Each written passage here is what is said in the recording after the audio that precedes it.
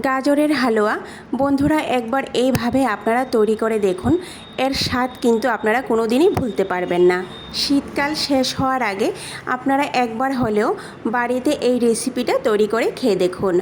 আর এই গাজরের হালুয়া কিন্তু আমাদের সবারই খুব পছন্দের একটা রেসিপি। রাধে কৃষ্ণ বন্ধুরা, আমি টুলটুল, আর এই টুলটুলের রান্নাঘরে আপনাদের সবাইকে স্বাগত। আজকে আমি আপনাদেরকে তৈরি করে দেখাবো গাজরের হালুয়া।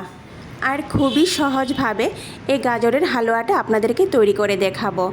যে কোনো দিন গাজরের হালুয়া তৈরি করেনি, ওরাও খুব সহজভাবে এই গাজরের হালুয়াটা তৈরি করতে পারবে।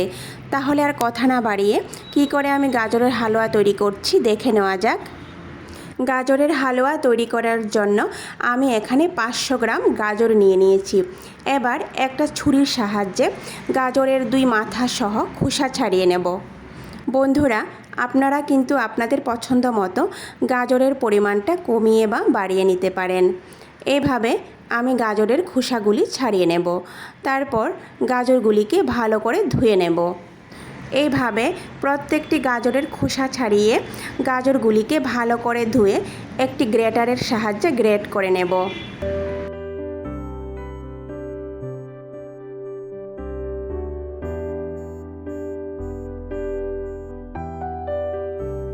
সবগুলো গাজরকে আমি এখানে গ্রেট করে নিয়েছি।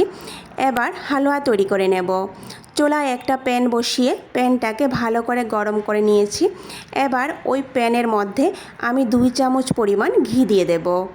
ঘি দিয়ে ঘিটাকে ভালো করে গলিয়ে নেব। ঘি যখন ভালো করে গলে যাবে তখনই আমি গ্রেট করে রাখা গাজরগুলি প্যানের মধ্যে দিয়ে দেব। আর এই অবস্থায় চুলার আঁচটা কিন্তু মাঝারিতে থাকবে। তারপর আমি একটা স্প্যাচুলার সাহায্যে গাজরটাকে ভালো করে নাড়াচাড়া করে নেব। ভালো করে নাড়াচাড়া করে কম আঁচে 15 মিনিটের জন্য ঢেকে রাখবো। আর এই 15 মিনিটের মধ্যে কিন্তু আমি একবার মাঝখানে ঢাকনা উঠিয়ে নেড়ে দিয়েছিলাম। তারপর 15 মিনিট পর আবারও ঢাকনা উঠিয়ে ভালো করে নাড়াচাড়া করে নেব। দেখুন, গাজরটা কিন্তু প্রায় অনেকটা সেদ্ধ হয়ে গেছে। এবার মাঝারি আঁচে 5 মিনিটের জন্য ভালো করে গাজরটাকে নাড়াচাড়া করে নেব। 500 গ্রাম গাজরের জন্য আমি এখানে 4 কাপ মেপে 1 কাপ পরিমাণ চিনি দিয়ে দিয়েছি।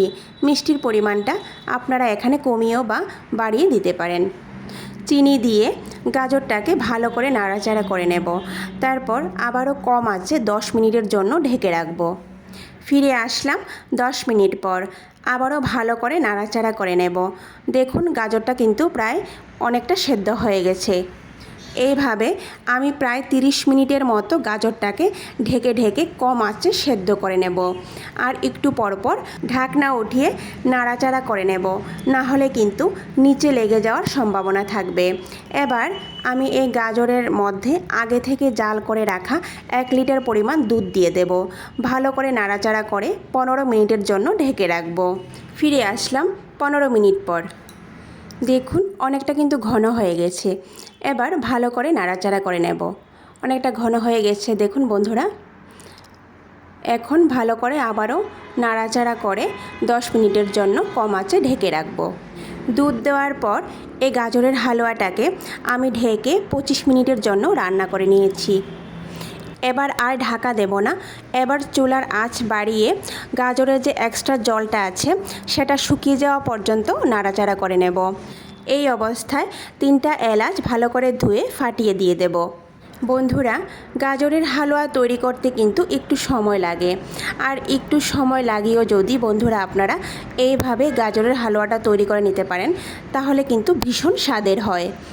দেখুন, গাজরের মধ্যে যে এক্সট্রা জল ছিল সেটা কিন্তু অনেকটা শুকিয়ে গেছে। গাজরের মধ্যে পুরোটা জল শুকিয়ে যাওয়া পর্যন্ত অনবরত নাড়াচাড়া করতে থাকব। আর এই অবস্থায় আমি কিছু পরিমাণ কাজু কিশমিশ ভালো করে ধুয়ে গাজরের হালুয়ার মধ্যে দিয়ে দেব। দিয়ে ভালো করে নাড়াচাড়া করে নেব। গাজরের মধ্যে থাকা জলটা যখন পুরোপুরি শুকিয়ে এইভাবে প্যান ছেড়ে আসবে তখনই বুঝতে হবে যে গাজরের হালুয়া তৈরি হয়ে গেছে। এবার এই হালুয়াটাকে একটা সাইডে রেখে দেব। চুলায় অন্য আরেকটা প্যান বসিয়ে প্যানের মধ্যে আগে থেকে জাল করে রাখা 500 ml দুধ দিয়ে দেব। এবার এই দুধের মধ্যে 4 চামচ পরিমাণ গুঁড়ো দুধ দিয়ে দেব। গুঁড়ো দুধটা দিয়ে ভালো করে নাড়াচাড়া করে নেব। মাঝারি আঁচে অনবরত দুধটাকে নাড়াচাড়া করতে হবে, না হলে কিন্তু নিচে লেগে যাওয়ার সম্ভাবনা থাকবে। প্রায় 10 মিনিট নাড়াচাড়া করার পর দুধটা কিন্তু অনেকটা ঘন হয়ে গেছে। যেহেতু আমি এই দুধের মধ্যে গুঁড়ো দুধ অ্যাড করেছি, তার জন্য এখানে কোনো চিনি দেওয়ার প্রয়োজন নেই।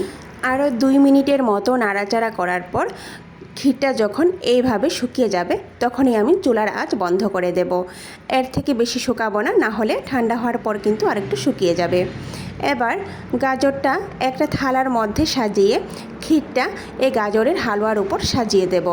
একসঙ্গে ক্ষীর আর গাজরের হালুয়া খেতে কিন্তু বন্ধুরা ভীষণ মজা হয়। তৈরি হয়ে গেল আমাদের ক্ষীর হালুয়া রেসিপি। ভিডিওটি কেমন লেগেছে কমেন্ট করে নিশ্চয়ই জানাবেন।